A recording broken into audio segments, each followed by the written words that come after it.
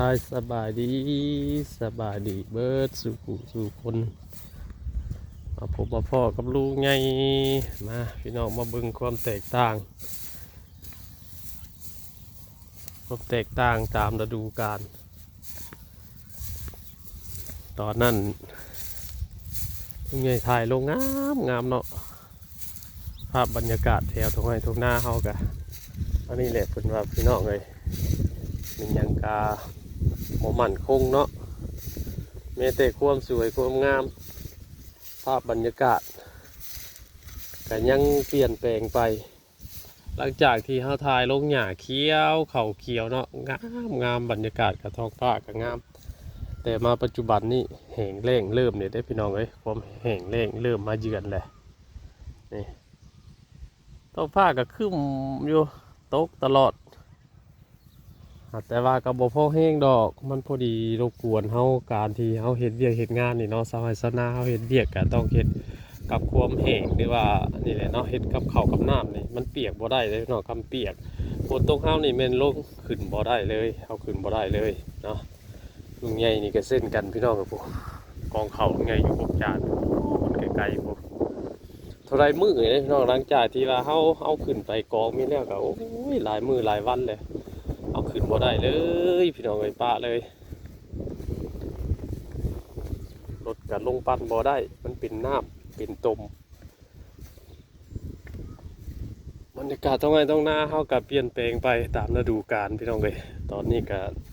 คือสีบ่มีอันงามๆให้เบิ่งเลยนะเนาะในถ่ายลงนี่ก็แตกต่างกันหลายกับที่คลิปที่ผ่านมาที่เฮาเคยถ่ายตอนนี้ก็ความแตกต่างหลายมีแต่เฟืองแห้งบาดเลยบางครอบบางครัวก็เมียนมัดเป็นที่เรียบร้อยแล้วตอนนี้ก็เดือน12ก็สิเพ่งอยู่ได้พี่น้องเอ้ยเนาะเป็นเดือนลาวก็เดือน12แล้ว12ออกมาก็ใกล้สิเพ่งกันแหละมื้ออื่นนี่ก็คือสิแม่นแต่บางครอบบางครัวก็ยังบ่แล้วบ่ทั่วอยู่ก็คือทั้งครอบครัวเฮานี่ก็คนขึ้นกองเรียบร้อยแต่ว่ายังปั่นเป็นหมากเอาขึ้นเป็นสอบยังบ่ได้เลยยังบ่แล้วบ่ทั่วยังรอรถปั่นอยู่เนาะประกาศถึงรถปั่นเด้อเนาะถ่ายเห็นแล้วก็มาปั่นในทั้งนี้ยังบ่แล้วได้ทั้งนี้นะทงนี้กับเพิ่นเกี่ยวเอารถเกี่ยวเอาปีนี้คิดว่าจะเลี้ยวไว้เนี่ยเอาจ้างรถเขามาตัดให้หลังจากเฮ็ดแล้วยังปั่นบ่ได้บาด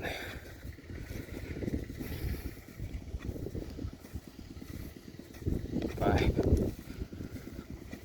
ลงไปตรงไหนตรงหน้าเก้าพี่น้องเอ้ยไปเมียนไปมัดซอยนอกส่วนครอบครัวเขาอันเป็นนอกคอปเตอร์เพิ่นหลังจากที่ครอบครัวเฮาแล้วก็ยังรอแต่ปั่นยังอีกอยู่เนาะยังครอบครัวนอกบาดนี้ยังครอบครัวของพี่น้องยังหลายครอบครัวยังสิไปซอยกันนี่เพิ่นจะรถตัดเอาก็ง่ายอยู่รถตัดเนี่ยแต่เวลาเอามัดมันก็จะลำบากนิดหนึ่งเนาะ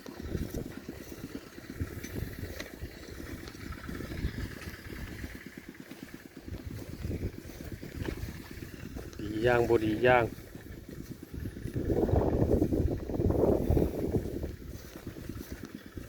ย่างบดีย่าง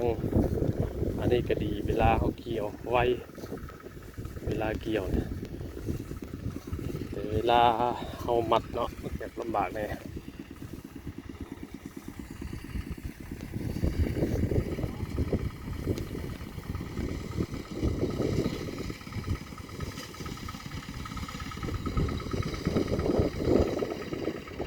ตัดเอาโอ้รวดเร็ว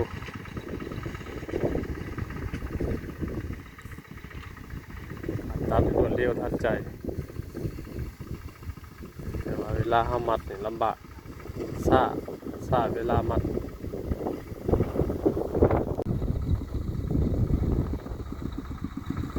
แต่เพิ่งบรรยากาศเปลี่ยนตามฤดูท้องไร่ท้องนาเฮา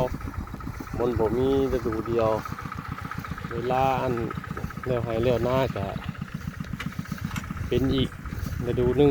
คือฤดูแล้งเนาะทางบ้านเฮาก็ว่าฤดูแล้งฤดูแบบต้นไม้ป่าหญ้านี่โบเขียวตายเป็นอีกฤดูหนึงฤดูแล้งฤดูแห้งแตกต่างกันหลายกับที่ยามที่ว่าเขาเขียวเนาะบรรยากาศก็งามพี่น้องเอ้ยยามน่ะเนาะแต่ว่าบ่กี่เดือนก็หายไปแวบเบิดเลยนี่แหละผมมีอย่างคงที่พี่น้องเอ้ยเนาะบ่มีงามบ่คงที่ขึ้นนะก็มาอัปเดตบรรยากาศมานี่ครึ้มเมฆหมอกหลายนะเบิ่งกองเขาเฮาวันนี้มาจอบตอนเช้าตอนแรกนี่พี่น้องเอ้ยเพราะว่าสำคัญที่สุด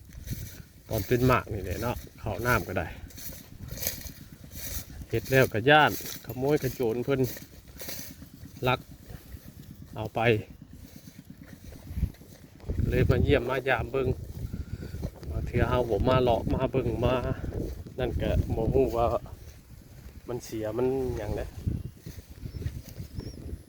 เบิ่งอีกก่อน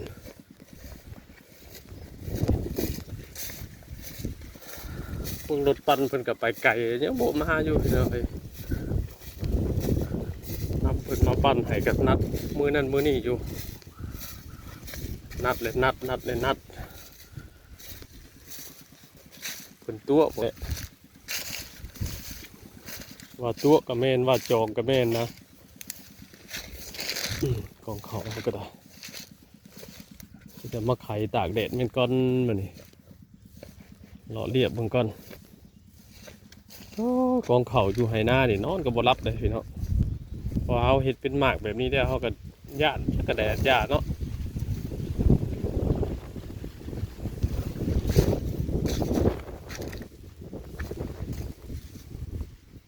ถ้าปันเป็นหมากขึ้นเหล้าขึ้นเฮียแล้วก็โอ้ยสบายอกสบายใจไปทางไหนมาทางใดก็บ่ได้คอยเป็นห่วงเป็นใยบ่ได้คอยคิดอย่างนั้นอันนี้นอนอยู่กับระวังอยู่ย่านคนขโมยกระโจนหนึ่งแล้วก็ย่านฝนตกห้ำอีกหนึ่งเนาะมันก็เลยบ่เป็นอันอยู่แก่ลงตากแดดอีกก่อนทำบ่มีแดดดอกพี่น้องมานี่ผ้าคือฝนเลยบ่มีแดดมันตากลมนี่แหละสีอัพไว้กับย่านคนเน่าแตกงอกออกมากันเยอะยากเลยพูดเลยพี่น้องก็จะได้ลงไปเฮ็ดซอยน้องก่อนกับปลาใหญ่เพิ่นลงมาทางเฮายังถือที่ของประเภทนี้อยู่เด้เดี๋ยวว่าบ่ต้องหยัง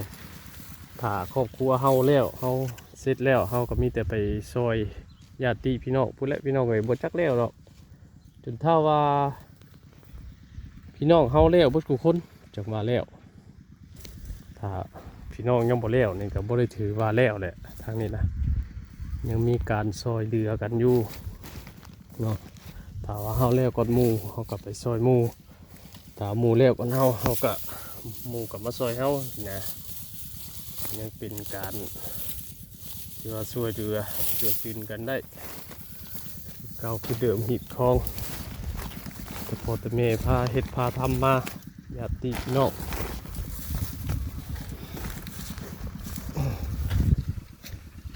โอเคตัวนี้ตากก่อนเดี๋ยวไปหาซอยเกี่ยวเขาโม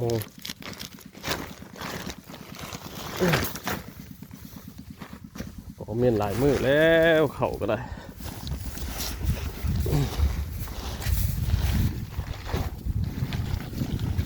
โอ้ลมโอ้ตากน้อยหนึ่งกับฝนมาตกตลอดฝนก็ได้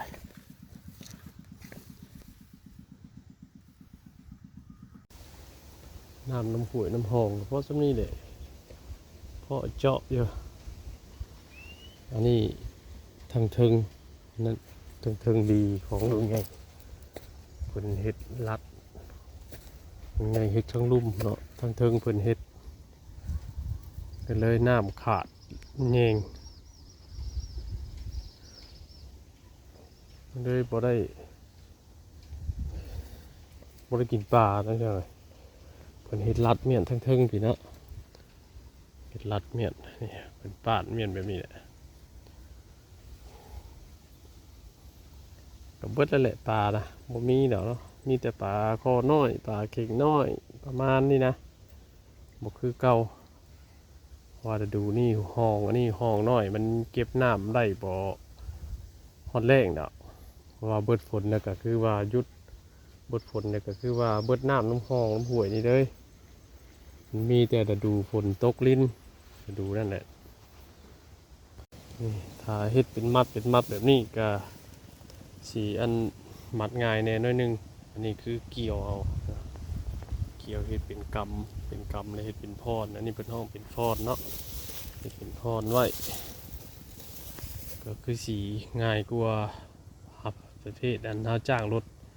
อันนี้นั่นแบบแต่พอแต่แม่เพิ่นพาเฮ็ดมาเลยปะวางแบบนี้เนาะเกี่ยวเป็นพรหากำมือเฮานี่เลยเนาะนี่1 2 3 4 5เลย5กำอันนี้เพิ่นเรียกว่าพรหนึ่งเนาะอันนี้เลยตัวนี้นะสิมัดง่ายกว่าสิมัดไว้แล้วก็ง่ายตัวนี้นะแบบละเอียดกว่าเขากับบ่ค่อยเฮียเอาเฮ็ดไปแล้วก็ละเอียดเฮ็ดบ่ได้เก็บบ่ได้หยังเนาะแล้วก็คือละเอียดไปเลยตัวนี้นะถ้าเฮาเฮ็ดคือลุงใหญ่เฮ็ดแบบจ้างคนเกี่ยวเอารถตัดเอาเวลาเฮามัดเป็นพรขึ้นไปเรียบร้อยเฮาก็ต้องมาเก็บห่วงเข่าที่เฮียอีกเทื่อนึงแบบนั้นเลยเอาไว้อันนี้ก็คือแต่พอจะเมย์เพิ่นพาเฮ็ดมาตัวนี้ละเอียดกว่าแต่ว่าการสีทันสมัยบ่มันตัวนี้มันก็จะช้ากว่าแต่ว่าละเอียดกว่าเนาะแล้วแต่บุคคลสีเลือกเฮ็ดพี่น้องเลยทีมงานเข้าแล้วพี่น้องเฮ็ดเวียกอยู่กับลูกสาวโทรมามีคนมาตัดผมลูกค้าเที่ยวมาบริการตลอดใส่บริการย่อยแต่ละมื้อเนาะก็พอได้ใส่ได้จ่ายก็พอได้ซื้อขนมนมเนยให้ลูกให้เต้าไปทำโรงเรียนบางมือกะหลายในมือบางมือกะหน่อยแต่เนาะมือได้มือบ่ได้คือว่าแต่การบริการอันนี้กะลงมาให้หน้ามาเอ็ดเบียกโอ้มาลงมากินอีกทันเลี้ยววันนี้เรียกว่าเด็กน้อยนี่เป็นตัดปาดเอาไว้ขนาดรถเด็กเนาะโอ้มีแผนกมัดมีแผนกปาดกับปาดไปอย่างไรครับคุณเขียวอย่างเรียกทั่วไปกันได้พี่น้องเอ้ยว่ากันเนาะให้สนาเขาถ้าฝนตกก็ดีอกดีใจมืดฟ้ามืดฝนมาวันนี้ก็โอ้ยากลำบากคุณเขียวเอาตอนเขียวก็ยังบ่ท่วงบ่ทันอยู่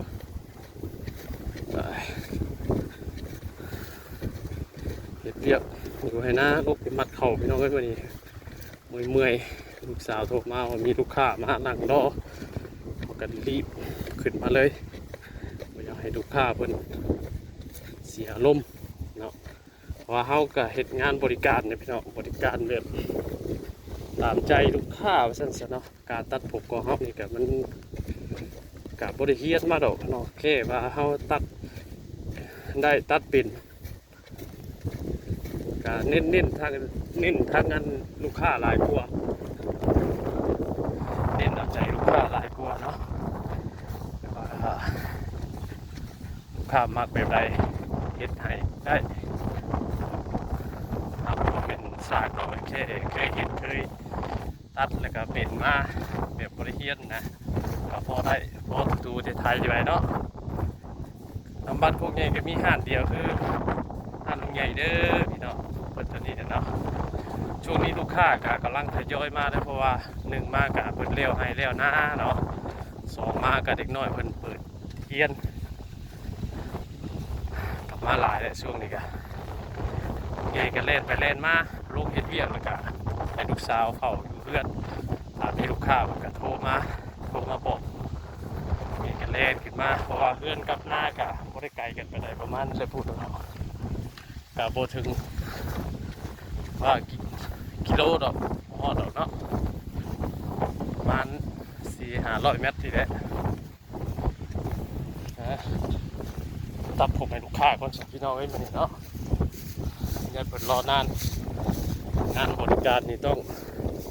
ให้ถึงใจลูกค้าได้มาพี่น้องเอ้ยตัดผมแล้วลงไปไม่